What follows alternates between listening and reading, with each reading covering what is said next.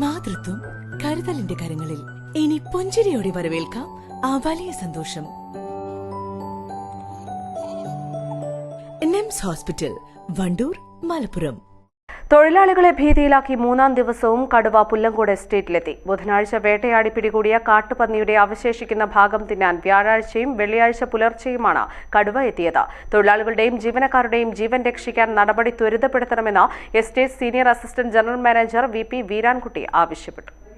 ഇടവേളയ്ക്ക് ശേഷം പുല്ലങ്കോട് എസ്റ്റേറ്റിലേക്ക് വീണ്ടും തുടർച്ചയായി മൂന്നാം ദിവസവും കടുവ എത്തിയത് തൊഴിലാളികളും ജീവനക്കാരും കടുത്ത ഭീതിയിലാണ്.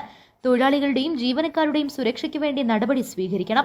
കെണി സ്ഥാപിച്ച് കടുവയെ പിടികൂടണമെന്നാവശ്യപ്പെട്ട് എസ്റ്റേറ്റ് അധികൃതർ വനം വകുപ്പിന് നിവേദനം നൽകിയിട്ടുണ്ട്.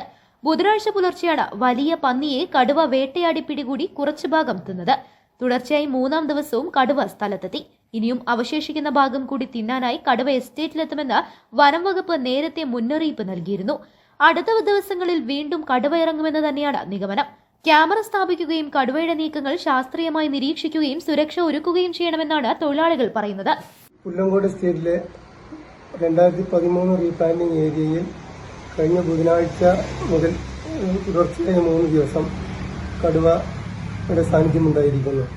ബുധനാഴ്ച പുലർച്ചെ തൊഴിലാളികൾ ജോലിക്കായിട്ട് പോകുന്ന അവസരത്തിലാണ് ആദ്യമായി കടുവ ഒരു വലിയ കാട്ടുപന്നിയെ ആക്രമിച്ച് അതിന്റെ അവശിഷ്ടങ്ങൾ ഭക്ഷിച്ചതായി കാണുന്നത്. വിവരം അറിഞ്ഞ ഉടനെ തന്നെ ഞങ്ങൾ ഫോറസ്റ്റ് ഉദ്യോഗസ്ഥരെ വിവരം അറിയിക്കുകയും അതുപ്രകാരം അവർ വന്ന സ്ഥലം പരിശോധിച്ച് അതിന്റെ കാൽപ്പാടുകളും മറ്റും പരിശോധനയ്ക്ക് ശേഷം ഇത് കടുവയാണെന്ന് സ്ഥിരീകരിക്കുകയും ചെയ്തു.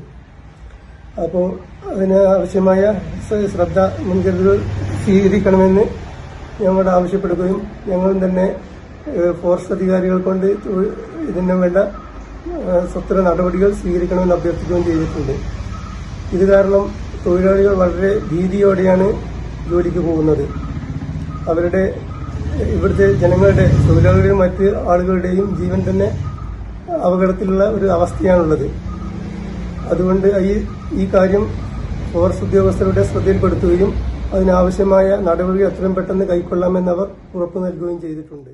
News bureau, Chokkad. സ്വന്തം ഹൈസ്പീഡ് ഇന്റർനെറ്റ്, നമ്മുടെ സ്വന്തം ഇന്റർനെറ്റ്.